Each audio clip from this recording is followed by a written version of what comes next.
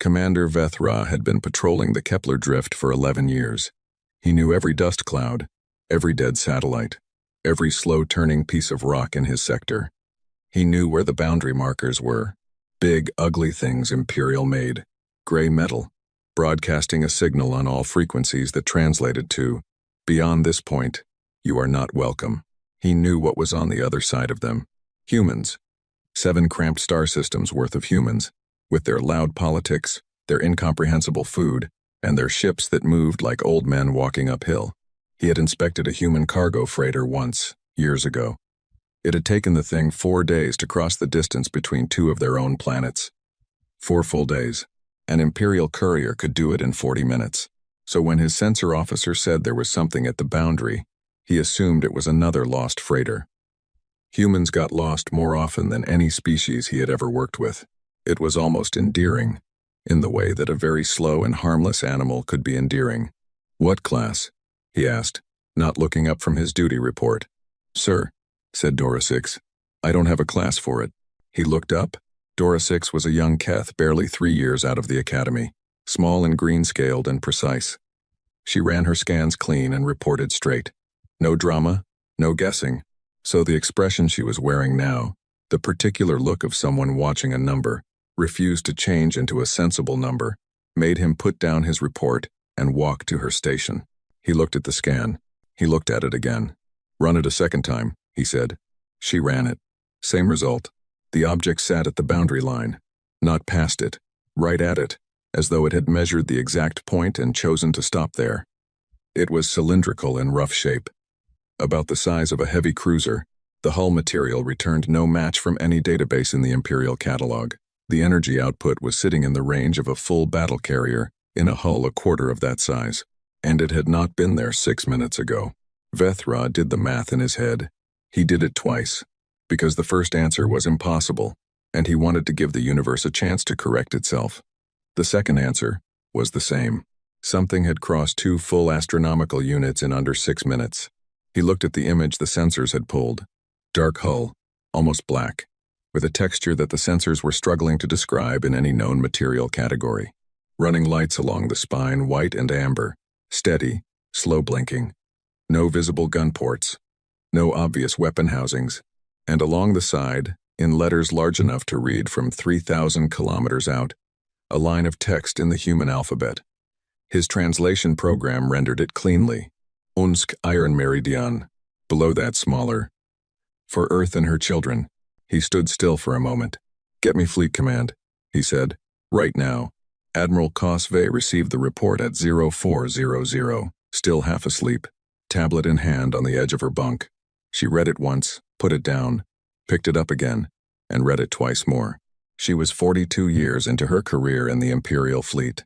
3 border conflicts, 2 colony suppressions, 1 head-on engagement with a pirate alliance that had been operating in the outer sectors for over a decade. She was not a person who rattled easily. She was rattled. She had her senior staff in the briefing room within the hour. Scan results on the main display. She stood at the front of the room and let them look. Her weapons officer, Hargan of Vreth, big even by Vreth standards, with a career's worth of combat scars, spoke first. Spoofed signal. Someone faking human markings. "The power output is real," said Pellan, the science officer. The Dreth was already running secondary analysis on her personal screen, pulling windows open one after another. "A signal can be faked. An energy signature like that cannot. Whatever that ship is running, it is genuinely running it." "Then what are we dealing with?" said Hargan. "I don't know," said Pellan. She said it very flatly, like the words were heavy to hold.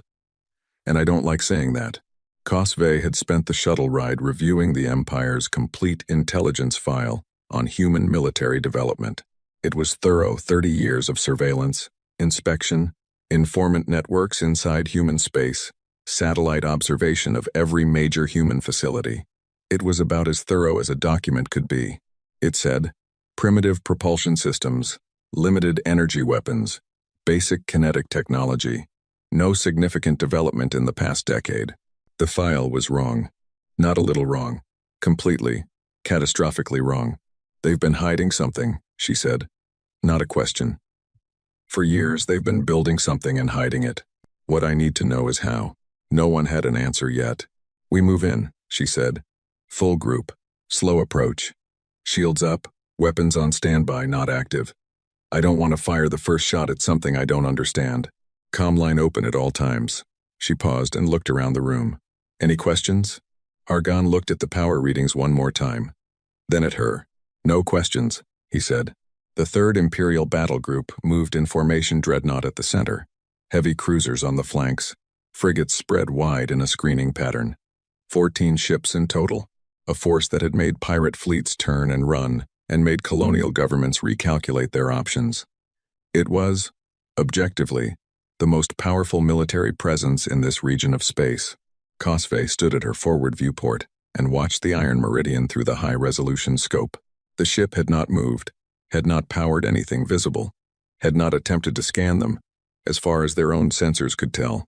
It just sat there with its amber running lights blinking slow and steady, like it was breathing. 14 ships coming at you, and it sat there like it had nowhere else to be. She opened the comm channel. Unknown vessel, this is Admiral Cosve of the Galactic Empire's 3rd Battle Group. You are at the protected boundary established by the Treaty of Kepler. Unauthorized presence in this zone is a violation of Imperial law. Identify yourself and state your purpose immediately. Static. Then, clean and unhurried, a voice. Human, female. Young, not a scared young, but the kind of young that comes with knowing exactly what you are doing. Admiral Cosve, this is Captain Sarah Okafor, commanding the UNSC Iron Meridian. We read you clearly. We've been waiting for your call. Cosve kept her voice even. You are aware you are at a restricted boundary. At it, said Okafor, not past it. We measured carefully. We wanted you to see us, and we wanted you to come out here. And you have. We'd like to have a conversation. About what? About the arrangement, said Okafor. The boundary. The treaty. 40 years of it. We've been thinking. And we'd like to discuss a change. Cosve thought about the power readings. Thought about 6 minutes to cross 2 astronomical units. I think, she said carefully, that a conversation is a good idea. They agreed on a neutral meeting vessel, a small Imperial diplomatic shuttle. Open space, no weapon systems aboard. Cosve brought Pelin and Hargan. She considered a larger delegation and decided against it. More people meant more visible anxiety. She was an admiral. She was absolutely and professionally not anxious. She was simply being very careful. The humans came across in a small transfer pod. 3 of them. 2 in the dark uniform of the United Nations Space Command. She could identify military people by the way they moved through an unfamiliar room, scanning exits, noting positions. And 1 civilian. Old man, gray-haired, wearing a plain dark coat with no markings. He walked in and sat down at the table without waiting to be invited, pulled out a small personal device, and started reading something on it. He looked comfortable, like this was a meeting he had been to 1,000 times. Dr. Emeka Nwosu, he said without looking up. I led the engineering team for the Iron Meridian. 1,200 people over 14 years. I thought it would make sense to have someone here who can answer technical questions directly, rather than having you guess. 14 years. 14 years and the Empire had seen nothing. Cosve sat down. You built it. He looked up then. He had the eyes of someone who had spent a lifetime solving problems that hadn't been solved before, a specific kind of focus. Deep and quiet. He smiled. We built it. A lot of brilliant people gave a lot of years to it. I am very proud of all of them. How? Said Pelin. Not a full question. Just the one word. Nwosu nodded like he had expected exactly that. Let me explain. He talked for 3 hours. The hull composite he called adaptive redistribution armor. The full technical designation was longer and involved several Dead Earth languages and some symbols that didn't translate into Imperial notation. The concept came from studying a fungal growth on one of humanity's outer moons, a biological structure that spread kinetic energy through its cellular network, rather than resisting it, so that an impact at any single point was instantly distributed across the whole organism. No one point ever took enough force to be damaged. A material scientist on the team, Dr. Lu Wei, had spent 11 years reverse engineering the principle into a manufactured composite. The result? A hull that took the energy of a weapon impact and spread it across its entire surface area, dissipating it before any structural damage could occur.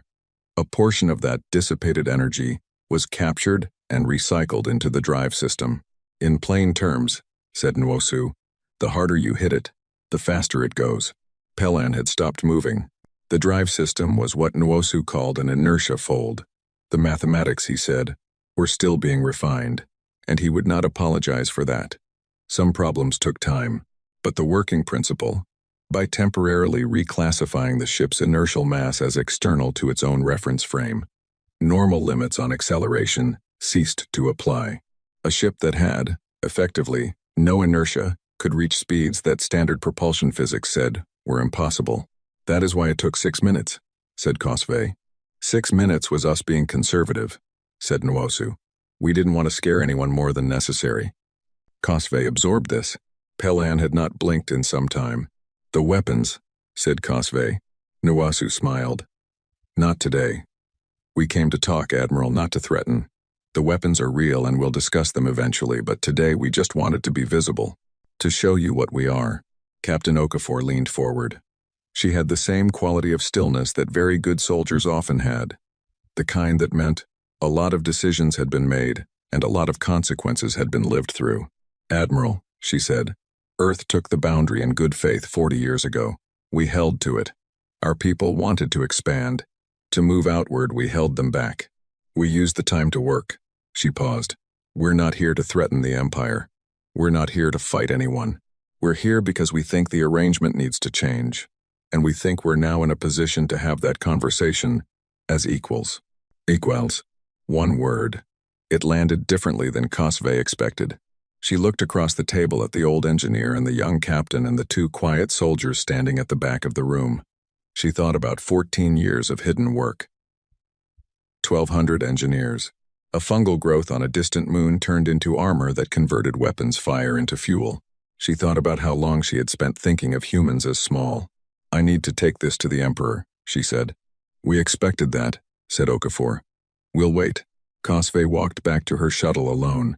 She sat in the pilot seat for a while, not flying anywhere, just looking through the forward window at the Iron Meridian. Dark hull, steady lights, absolutely still. 14 of her ships outside, and it sat there like it had not noticed them. She picked up the comm and called the Emperor's duty office. The attendant answered on the second tone. I need an emergency audience, said Cosve. Priority Alpha. Tell the Emperor the human situation requires immediate attention. The nature of the situation, Admiral? She kept looking at the ship. The amber lights blinked. Patient. Unhurried. The nature, she said, is that we've been wrong about them for a very long time, and we need to decide what to do about it before they decide for us. She cut the channel. Outside, the Iron Meridian waited. The way something waits when it is not in any hurry, because it knows the result. The Emperor's court was on Veth Prime, the capital world. A planet of white towers and deep-water oceans and 2,000 years of unbroken Imperial rule. Nothing had ever threatened it. Nothing had ever come close to threatening it. The idea of a threat to Veth Prime was the kind of thing philosophers discussed as a thought exercise, not something anyone took seriously. Grand Admiral Sorenvel took it seriously now. He sat at the head of the Imperial strategy table, a round table.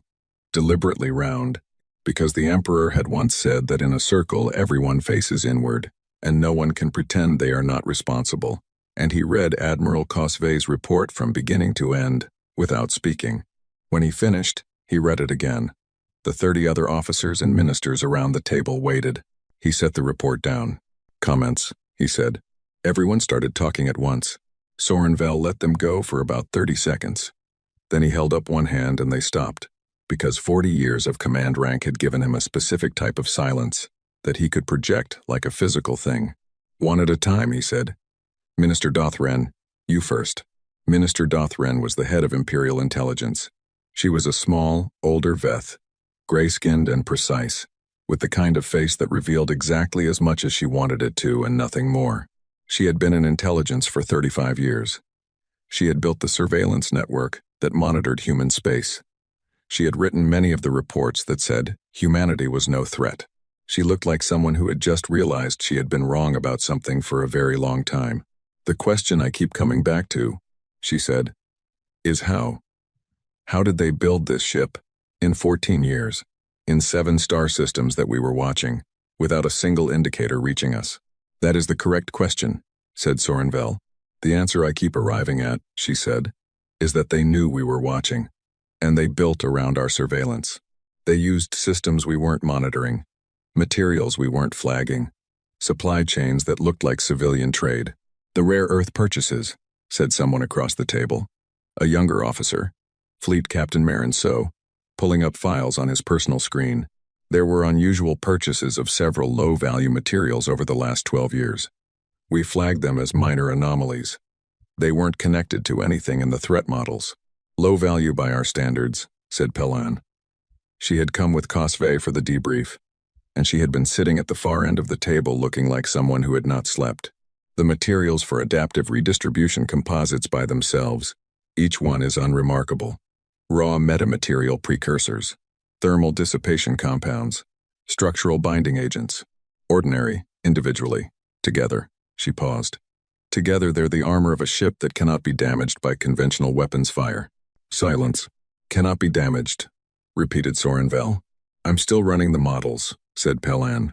But based on what Dr. Nwosu described, and the secondary properties I observed in the hull scan, I believe that is accurate. Standard plasma weaponry, standard kinetic rounds, standard energy lance systems, all of them, would have their impact energy redistributed across the hull and partially recycled into the drive. The ship would not stop. It would not slow. It would accelerate. More silence. Sorenvel looked at the scan data on the main table display. The iron meridian hung there in 3 dimensions, rotating slowly. Dark hull, amber lights. How many ships like this do they have? He said. Everyone looked at Dothren. Dothren looked like she was carrying something heavy. We don't know, she said. Based on what we've reconstructed of the supply chain, the material volumes were consistent with one ship. But the same supply chain deception that hid this ship could have hidden others. We simply do not know. Sorenvel stood up and walked to the viewport. The white spires of Veth Prime stretched below him. The capital, the center of an empire that stretched across 300 star systems, governed 47 species, had stood for 2,000 years. Get me everything, he said. Every trade record, every surveillance feed, every informant report, everything we have on humanity going back 50 years. I want it reviewed from scratch, with new eyes, looking for what we missed. He turned back to the table. And I want to talk to this Captain Okafor myself. The secure channel was established the following day. Sorenvel had reviewed enough of the new intelligence assessments to know that he was not going to win this by projecting strength. That approach required that the other side be uncertain of your strength relative to theirs. Captain Okafor, sitting relaxed in what appeared to be the Iron Meridian's command deck, did not look uncertain about anything. Grand Admiral, she said. Thank you for reaching out directly. Captain Okafor, he said. I want to understand something before we go further. The Iron Meridian, is it one of many? Or is it the only one? She didn't answer immediately. Not hesitation. More like she was deciding how much to say, and in what order. It's the first of its class, she said finally. The first to be commissioned, and the first to be deployed. And the others of its class are in various stages of completion, she said. He absorbed this. How many stages? She smiled. It was a polite smile. Not warm, not cold. Professional. Grand Admiral, we're not here to negotiate from a position of fear. I think we've demonstrated that. The number of ships we have is information we'll share as part of a proper diplomatic process, under proper terms, not as a demand or a threat, as part of a real conversation. You understand, he said, that the Empire does not negotiate from a position of uncertainty. I understand that that has been the Empire's position, she said. I'm suggesting it may need to become more flexible. Sorenvel studied her face through the screen. She was young, not green or careless young in the way that someone who had grown up knowing they were going to do something like this would be young. Prepared, long prepared. What does Earth want? He asked directly. Expansion rights, she said. Freedom of movement through the sectors currently restricted to us. Full diplomatic recognition as a sovereign galactic power. not a protected species. Fair trade access. And a seat at the table when decisions are made that affect our systems. That is a great deal, he said. Yes, she agreed. And we think we've demonstrated that we're in a position to ask for it. Sorenvell ended the call politely and then stood looking at the blank screen for a long time. The intelligence review took 10 days. Dothran's people worked without sleep, pulling records and cross-referencing, following supply chains backward, through third-party traders and shell companies, and civilian transport logs. What they found was both impressive and horrifying, in the specific way that something is horrifying when you realize how obvious it should have been. Humanity had been buying raw materials through 17 different intermediary species, routing purchases through established trading networks that the Empire monitored for obvious threats, weapons components, military propulsion parts, known conflict materials. They had been specifically buying things that did not appear on any threat list, things that looked like industrial components, research equipment, construction materials. The quantities, accumulated over 12 years, pointed to a manufacturing effort on a scale that required a facility the Empire had not found. Because the facility was not in any of humanity's known 7 systems, it was on a moon in the outer dark, past the mapped boundary, past the Treaty of Kepler line, in a region of space that the Empire's surveys had classified as empty and not worth the fuel to investigate. Humans, evidently, had a different opinion about what was worth investigating. The moon had no name in any Imperial database. Its human designation, once they dug deep enough into the recovered files, was listed simply as times Foundry 1. There's a Foundry 2, said one of Dothran's analysts, face pale, setting a tablet on the minister's desk. Dothran looked at the file. Yes, she said. Yes, I see that. And, yes, said Dothran. I see all of them. She brought the full report to Sorenvell that evening. He read it, standing up. He sat down halfway through. He finished reading. He put the report on his desk. 5 foundries, he said. 6, said Dothran quietly. We believe Foundry 6 is still under construction, and each one is producing ships of the Iron Meridian class. Yes, at varying rates. We estimate, based on the material volumes and construction timelines we've reconstructed. She paused. She was very controlled, Dothran. 35 years of intelligence work had made her controlled. She was being careful with these words. We estimate that the UNSC currently has between 11 and 19 vessels in operational or near operational condition, in addition to the Iron Meridian. In addition to the Iron Meridian. Sorenvell sat quietly for a moment. We need to know if they have weapons on those ships, he said. Agreed, said Dothran. I've been developing an approach. We could. The alert came through before she could finish. The Iron Meridian had moved. Not far, not past the boundary. It had simply repositioned itself, rotated 40 degrees, and moved approximately 800 kilometers, ending up at a slightly different point along the boundary line. The movement itself was not alarming. What was alarming was that none of the 17 sensor platforms the Empire had positioned to watch it had detected the movement until after it was done. Not during, after. It had moved 800 kilometers, and the sensors had missed it entirely. Sorenvell's tactical command team was going through the playback on a loop when he arrived on the bridge. They had run it 6 times. The result was the same every time. One frame. Ship, at position A. Next frame, 0.3 seconds later. Ship, at position B. No transition, no recorded motion, just somewhere else. Is the recording corrupted? He asked. We checked all 17 feeds, said the tactical officer. Independently captured. All show the same gap. The ship moved faster than our sensor refresh rate. Our sensor refresh rate is 0.3 seconds, said Sorenvell. Yes, sir. Sorenvell looked at the display. The Iron Meridian was sitting at its new position, amber lights blinking, utterly still. It moved 800 kilometers in less than 0.3 seconds, he said. Yes, sir. He thought about Admiral Cosvey's report. 6 minutes was us being conservative. We didn't want to scare anyone more than necessary. The comm lit up. Okafor's channel. He answered it. Grand Admiral, she said. She sounded the same as always. Calm. Professional. We noticed your sensor platforms tracking us. We thought a small demonstration of the repositioning capability might save time. You would have asked eventually. Two. He looked at her through the screen. You could have gone anywhere just then. Yes, she said simply. You could have crossed the boundary. You could have come to Veth Prime. We could have, she agreed. We didn't, because we're not here to invade. We're here to talk. But I think it's helpful for everyone to understand what talking means in this context. He held her gaze. She held his without effort.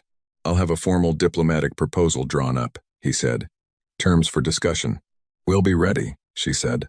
He cut the channel, looked at his tactical team, looked at the display. The Iron Meridian. Dark, still, patient. Someone get me Minister Dothran, he said. And get me something for a headache.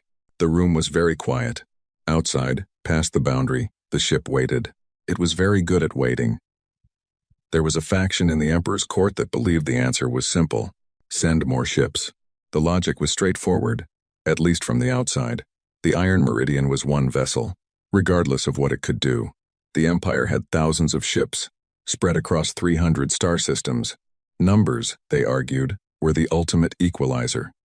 You could build clever armor and fast engines, but you could not build clever armor and fast engines for 1,000 vessels in secret without someone noticing. Therefore, humanity had one exceptional ship and some others under construction, and the Empire had an existing fleet that had kept the peace across the galaxy for 2,000 years. Send the fleet. Make the statement. Let the humans understand the nature of the situation.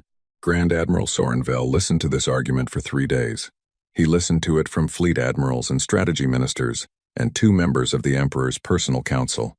He listened to it in meetings and in side conversations, and once in a hallway outside the main briefing chamber from a junior official who had apparently decided the Grand Admiral was approachable. He had a lot of patience, Sorenvel. It was one of the reasons he had survived long enough to reach his rank. On the 4th day, he told them his answer. We are not doing that, he said. Grand Admiral, I have read the intelligence assessment. I have reviewed the sensor data from the repositioning event. I have had 3 conversations with Captain Okafor. He looked at the assembled faces around the table. I want to ask everyone here a question. If you send 1,000 ships to that boundary, and the Iron Meridian is still sitting there when they arrive, what do you do next? Nobody answered. Because shooting is the next step, he said. And we do not yet know what happens when you shoot at it. We have a theoretical description from an engineer who was being deliberately incomplete, and we have sensor readings that suggest it converts weapons impact into drive power. If that description is accurate, then firing on it accelerates it. And if it accelerates toward us, at the speeds we have observed it, capable of reaching N, he let them do the math themselves. The room was quiet. We send a fleet, he said, but not to threaten. We send it to negotiate. And we send someone who can negotiate, not someone who will wave ships around and expect that to be enough. He looked at Fleet Admiral Karos 10, the most experienced diplomat in the Imperial military. Karos 10, this one is yours. 2. Fleet Admiral Karos 10 was 70 years old and had negotiated 17 major treaties in his career. He was known for 2 things: an ability to find the position that allowed 2 parties to stop pointing weapons at each other and call it a mutual decision, and an absolute refusal to be rattled by anything, ever, on principle. He was tested on the second quality almost immediately. He arrived at the Kepler Drift with 50 ships. Not the full Imperial fleet, Sorenvel had been clear about that, but 50 heavy-class vessels, enough to represent seriousness without appearing to be a war fleet. They came in standard escort formation, Karos 10's flagship at the center, and they positioned themselves across the boundary line at a respectful distance from the Iron Meridian. The Iron Meridian had not moved. It also, Karos 10 noticed as his sensor team ran their first sweep, appeared to have been joined. How many? He said quietly to his sensor officer. We're still counting, said the officer, who sounded like she was trying not to sound disturbed and was not entirely succeeding. They're harder to track than they should be. The hull material scatters our active scan. She got a number eventually. 9. 9 vessels of the Iron Meridian class, arranged in a loose formation behind the first ship, sitting on the human side of the boundary. Dark hulls, amber lights, all of them still. It looked like a gathering of very large and very patient shadows.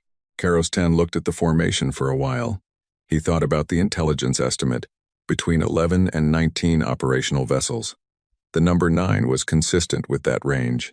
It meant somewhere between 2 and 10 more were elsewhere, elsewhere being a word that covered a great deal of space and very little certainty. He opened the comm. Captain Okafor, this is Fleet Admiral Karos 10.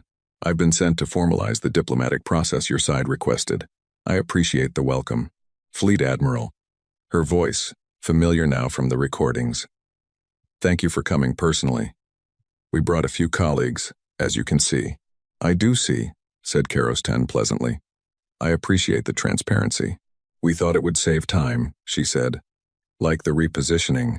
He almost smiled. She was good. He had negotiated with species who had been spacefaring for 1,000 years, and he had rarely encountered someone this good at saying exactly as much as they wanted to say, and making it feel like generosity. I think, he said, we should meet properly. My ship is comfortable. I'd like to invite you and your people aboard. A pause.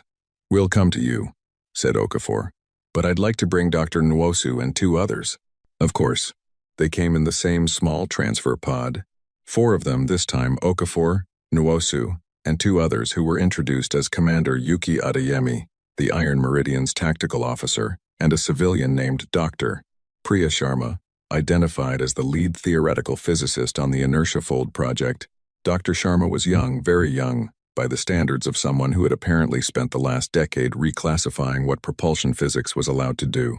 She looked around Karos 10's flagship with the unguarded interest of someone who found new ships genuinely exciting rather than intimidating.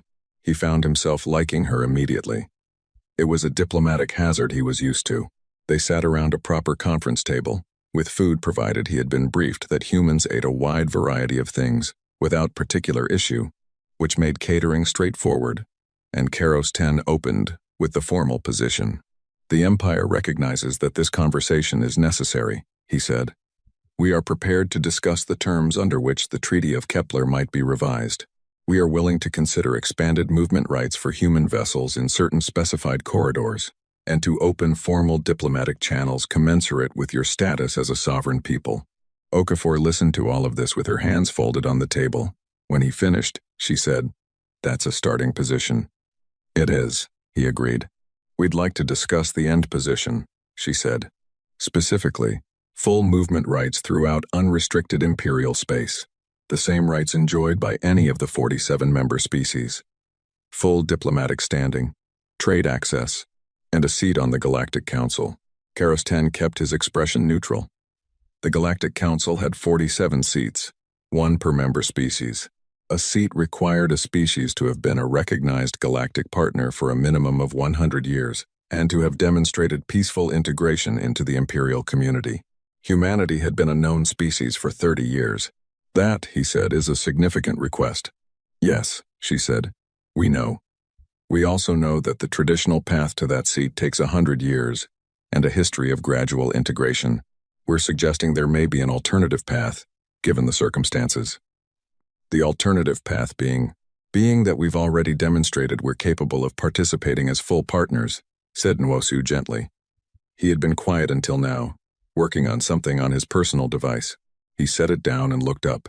The traditional criteria for council membership are roughly technological capability, stable governance, peaceful intent, and the ability to contribute meaningfully to collective galactic problems. We believe we meet all 4. The Empire has its own assessment process for those criteria, said Karos 10. Of course, said Nwosu, but I'd suggest that the assessment process was designed around a set of assumptions that may need updating. He smiled. The same warm smile from Cosve's report. We spent 14 years building quietly in deep space because we were working within a set of rules that were imposed on us. We'd like to work within a set of rules we helped write. Karos 10 looked at him for a long moment. I'll need to bring your proposal back to the Grand Admiral, he said. We expected that, said Okafor. The second part of the meeting was less formal. Food had been eaten. Tea distributed humans drank an astonishing variety of hot beverages and seemed to find all of them soothing, and the atmosphere had settled into something closer to careful professional respect than initial standoff. Dr. Sharma had been quiet through most of the formal portion. Now she leaned forward slightly. I have a question, she said. in the direct way of someone who spent most of her time thinking about physics and had not entirely mastered the pacing of diplomatic conversation. Your largest vessels, your dreadnoughts. What's the maximum safe acceleration you run them at? Karos 10's own science officer, who had been sitting in on the meeting as a technical observer, blinked. That's proprietary information. Right, sorry, said Sharma, not sounding especially sorry. I was curious because the inertia fold doesn't have a meaningful upper limit the way a standard drive does. We've been testing in the outer systems and we haven't found a point where it stops working. Theoretically, she glanced at Nwosu, who made a small hand gesture that appeared to mean times you can continue. Theoretically, it scales. You put more power in, you go faster. There's no acceleration wall. The Imperial science officer looked at her. Then, at Karos 10. Then, back at her. No acceleration wall, he said. Not that we've found, said Sharma. Though we're still exploring the upper range. What is the upper range? That, said Nwosu, pleasantly, is also information we'll share as part of a formal process. Karos 10 made a note. He had a lot of notes by the end of the day. The formal report back to Sorenville took place over a secure channel that evening. Karos 10 relayed the conversation in full, the requests, the tone, the 9 ships visible on the human side of the boundary. The one thing Dr. Sharma had said about the acceleration wall. Sorenville listened without interrupting. When Karos 10 was done, there was a pause. No acceleration wall, said Sorenville. That is what she said Karos 10. She seemed almost casual about it. Another pause. Karos 10, said Sorenville. In your professional assessment in 40 years of diplomacy, is she bluffing? Karos 10 thought about this seriously. He thought about the 9 ships on the sensor display. He thought about the repositioning event. He thought about Dr. Sharma's expression when she talked about the drive system, not the careful, measured expression of someone delivering a threat, but the genuine, slightly unfocused expression of someone who loved the thing they were talking about and forgot briefly that it was supposed to be strategic. No, he said. I don't think she's bluffing about anything. Silence from Sorenville's end. Then we need to make a decision, said the Grand Admiral. A real one. Not a temporary stall. Not a show of force. A real decision about what this empire does next. He paused. And I need to talk to the Emperor. That was going to be my recommendation, said Karos 10. I'll go in the morning, said Sorenville. He sounded tired in a way that had nothing to do with sleep, and everything to do with the weight of understanding that the world had changed while you weren't looking. Keep the channel open with Okafor. Keep the tone friendly. Don't let anything drift toward confrontation. Understood. And Karos 10. Sir, ask them. He stopped. Started again. Ask them, informally, what they plan to do if we say no to everything. Karos 10 thought about that for a moment. And if they tell me? Then, said Sorenville, I want to know exactly what we're deciding between. He closed the channel. Outside the flagship's viewport, the Iron Meridian and its 8 companions sat in the dark, with their amber lights blinking steady. They had been there all day. They would be there in the morning. They were, it seemed, in absolutely no hurry. Karos 10 sat alone in the conference room where the humans had been sitting a few hours before. One of his staff brought him the evening briefing package. He set it aside without opening it. He had been a diplomat for 40 years. He had sat across from angry species and desperate species and species that were entirely convinced they were right about everything.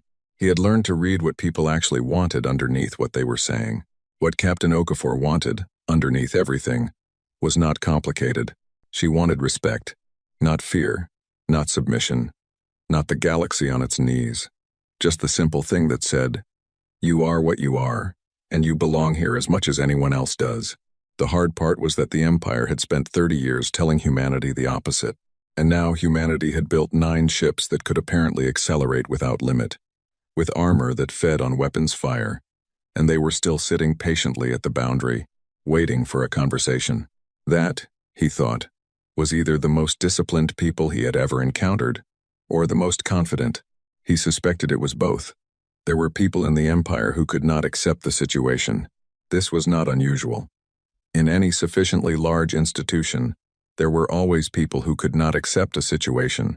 The Empire was 2,000 years old and covered 300 star systems, which meant it contained an extraordinary number of people with an extraordinary range of opinions about how the galaxy should work. Most of them expressed those opinions through proper channels, through reports, proposals, council debates, structured dissent. Some of them did not. Admiral Rethman had been commanding the Imperial 9th Strike Fleet for 12 years. He was a warrior, not a diplomat. He had said as much, publicly, many times. He believed the diplomatic approach to the human problem was a mistake. He believed that one ship, regardless of what it could do, was one ship, and that the answer to one ship was always, inevitably, enough ships. He had 40 ships. He was also operating outside his orders.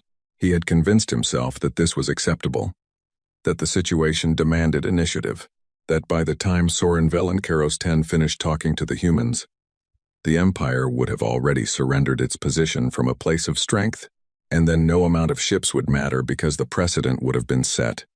You talked to them, you treated them like equals, and once you did that, everyone else in the galaxy who was waiting in their own corner, every species that had ever quietly resented the treaty boundaries, every government that had signed agreements, it didn't, like all of them would understand that talking worked, that the Empire could be moved. He convinced himself he was protecting the Empire. He brought 40 ships to the Kepler Drift, coming in from the outer approach, outside the established patrol corridor. He came very fast, and he did not announce himself. Captain Sarah Okafor was in the middle of a meal when the alert hit. She was eating with 3 of her senior officers in the Iron Meridian's small wardroom, a room that existed largely because Dr. Nwasu had insisted, during design, that people needed a place to eat that was not a desk, and they were talking about nothing in particular, the way people do when they are in the middle of something significant and need an hour away from it. The alert was clean and direct, the way all alerts on the Iron Meridian were designed to be. No alarms, no flashing lights, a tone, and then a voice. Captain, unidentified fleet inbound from bearing 270, outer approach. 40 vessels. No IFF signal, no hail. Speed and trajectory suggest intercept course. 2. She put down her food. Time to intercept? 8 minutes, at current speed. Battle stations, she said, and hail Fleet Admiral Karos 10. She was in the command center in 90 seconds. The display had the incoming formation mapped 40 Imperial vessels, attack spread, weapons hot. The sensor readings were very clear about the weapons hot part. No ambiguity there. Karos 10 came on the channel, and she had never seen a diplomat look the way he looked now. He looked like a man watching a fire he had been working for days to prevent suddenly start anyway. Captain Okafor, I want you to know that this is not authorized, he said. The words came out controlled and precise, each one careful. This is not the Grand Admiral's decision. I am attempting to reach Admiral Rethman directly. I understand, she said. We're not going to fire first. I am glad to hear that, he said.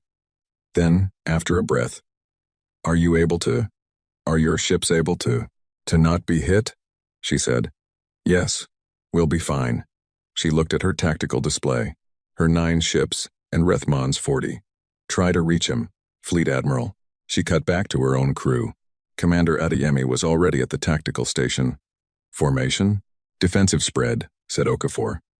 Bring the others up to flank positions but nothing forward. We wait. If they fire, we deal with it, she said. But we do not fire first.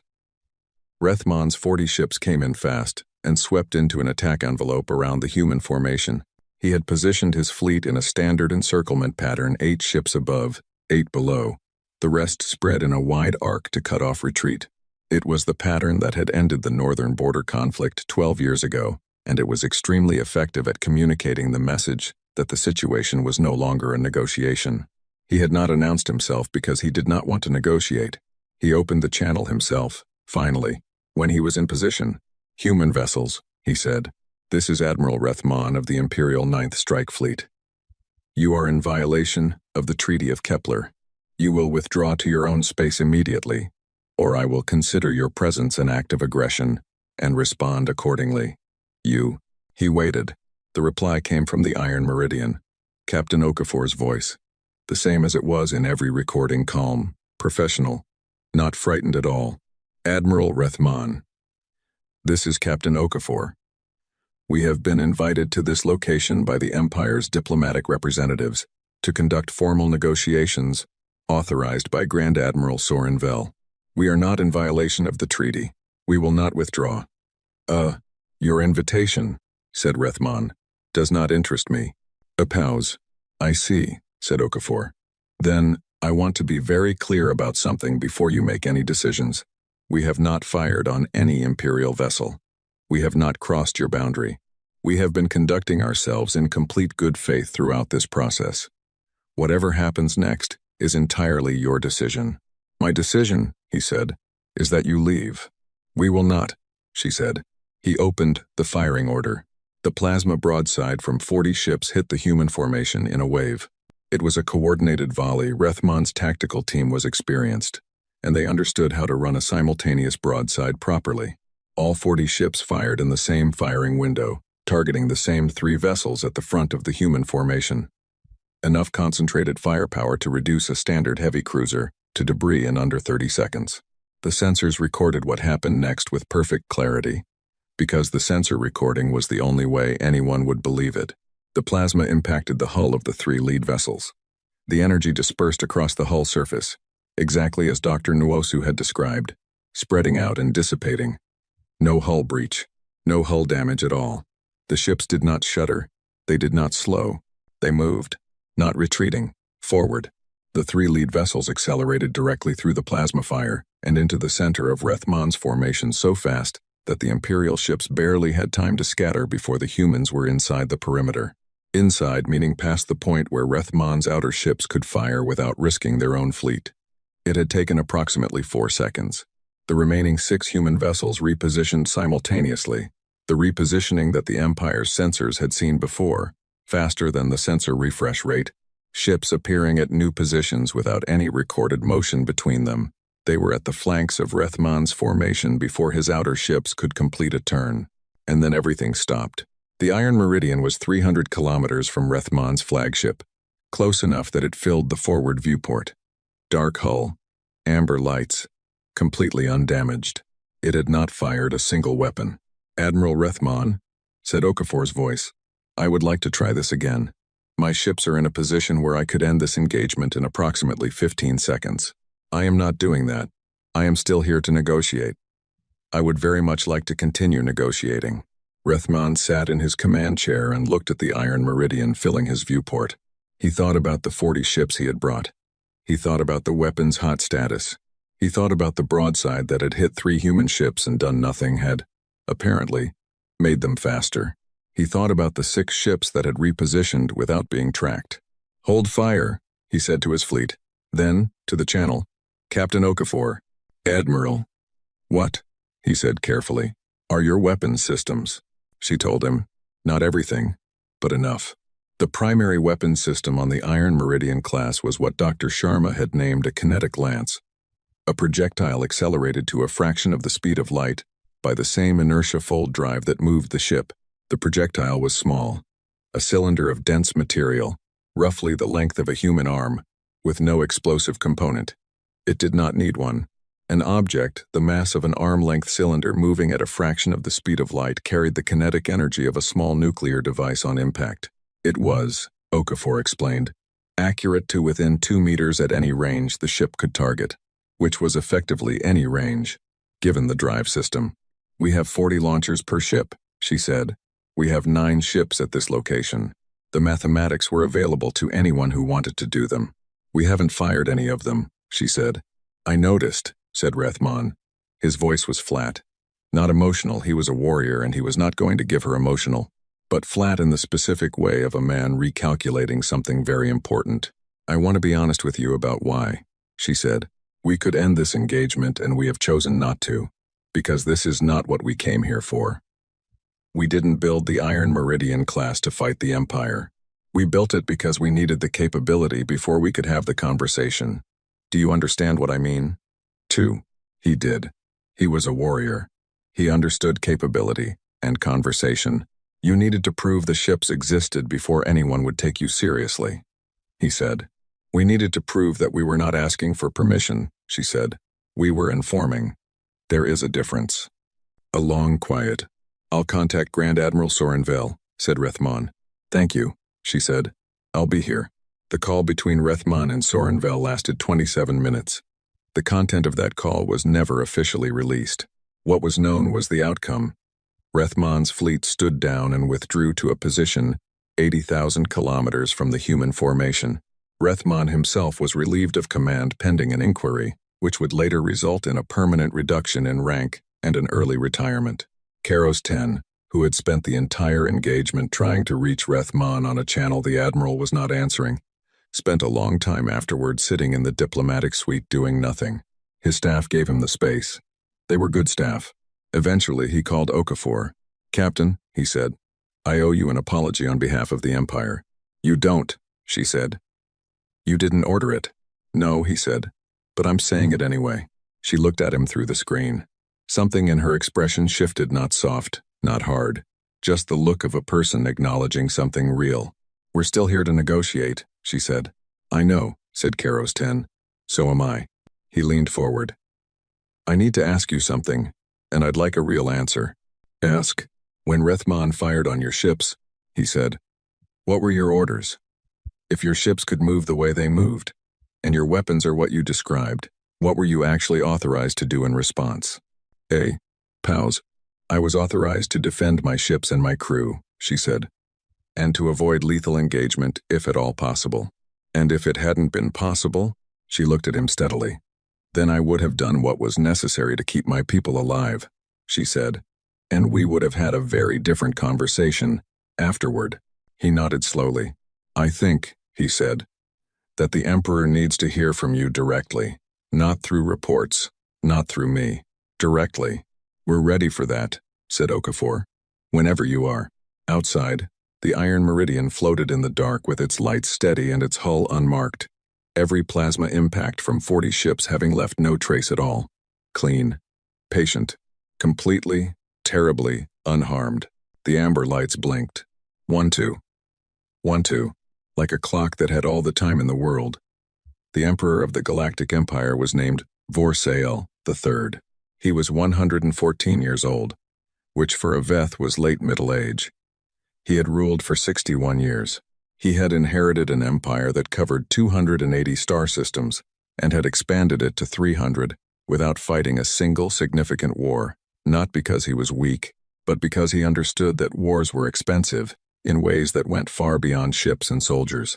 They were expensive in trust, in stability, in the long, slow work of keeping 47 species pointed in roughly the same direction at roughly the same time.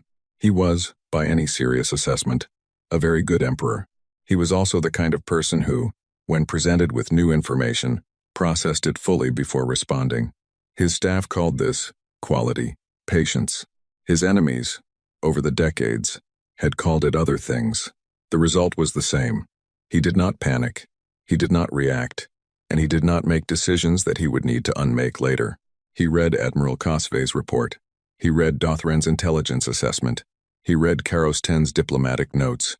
He read the full sensor logs from the Rethman engagement, including the recording of the 40-ship broadside hitting 3 human vessels, and the 3 human vessels accelerating into the middle of his fleet without a scratch. He read all of it in one sitting, in his private study, with no staff present. Then he sat alone for a while. Then he told his attendant to arrange a call with Captain Sarah Okafor. The channel opened at 0900 Veth prime time. The Emperor sat at his personal desk rather than the formal throne room display, which was itself a decision, a deliberate one. The kind that said, "Times this is a conversation, not an audience." He had thought about that choice for a while before making it. On the screen, Okafor sat in what appeared to be the same command deck she had used for every previous call. She was in uniform, back straight, but her expression was not the tightly controlled professional face she had given to Kosve and Sorenvel. This was something closer to the way a person looks when they finally get to a meeting they have been preparing for a very long time. "Captain Okafor," said the Emperor. "Emperor Vorsail," she said. He let the silence sit for a moment. Not uncomfortable, just real. "I have reviewed everything," he said.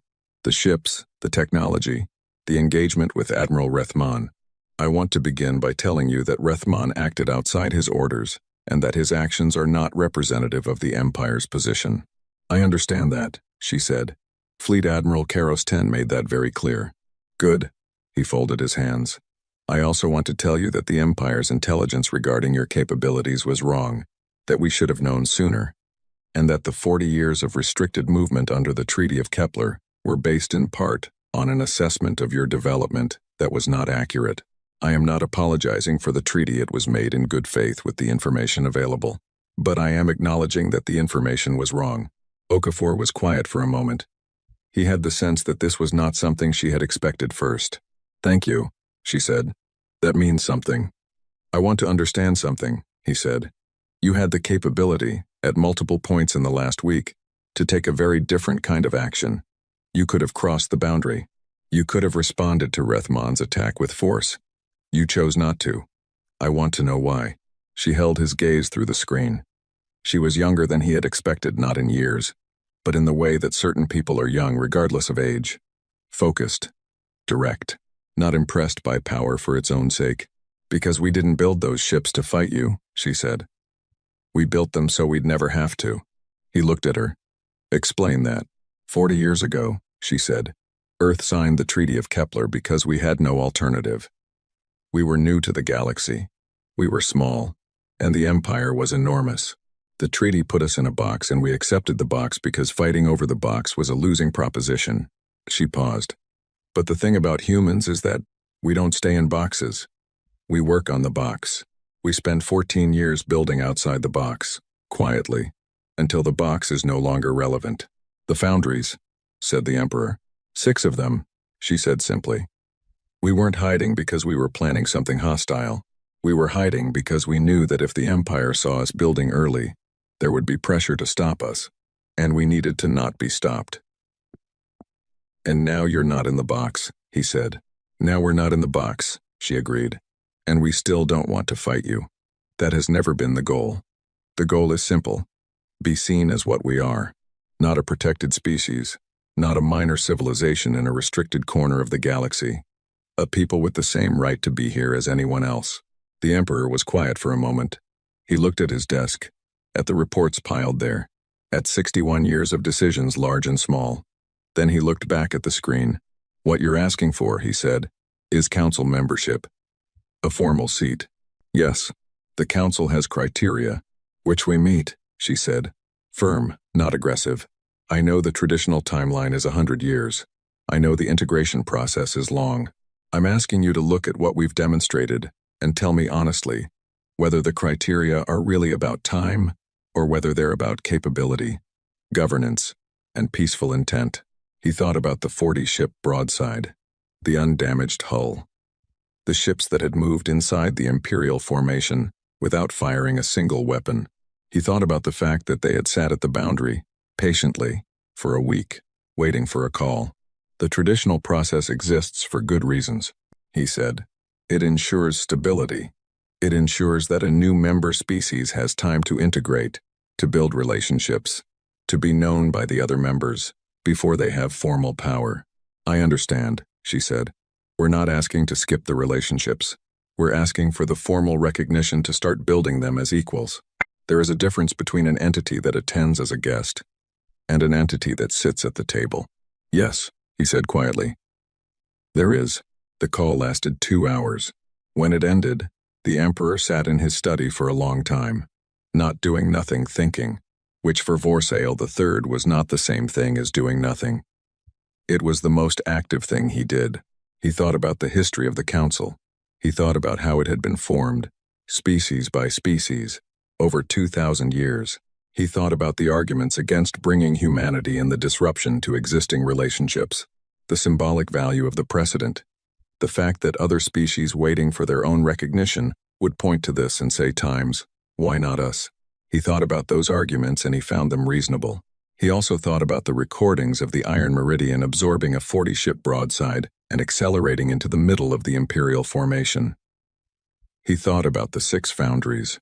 He thought about the fact that Dr. Sharma, a physicist in her early 30s, had apparently removed the upper limit from what a propulsion system was allowed to do.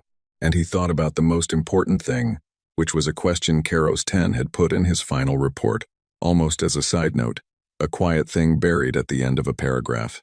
These people had the capacity for a very different kind of approach and chose not to take it. That choice tells us more about them than any technical assessment. The 2000, he called his senior council minister. Arrange a full council session, he said, in 30 days. Agenda item: the formal status of the human species and the question of treaty revision. Sir, the formal petition process for council. I know what the process is, he said. I'm the one who needs to make the case. Schedule it. The 30 days were busy ones. Karos 10 began the formal diplomatic process documents, terms, the careful architecture of an agreement that would need to satisfy 47 existing council members before it could satisfy anyone on Earth. It was his best work, he would say. Later, 40 years of practice distilled into 30 days of very long hours and very strong tea. Dothran's intelligence division began a full structural review of the Empire's surveillance network.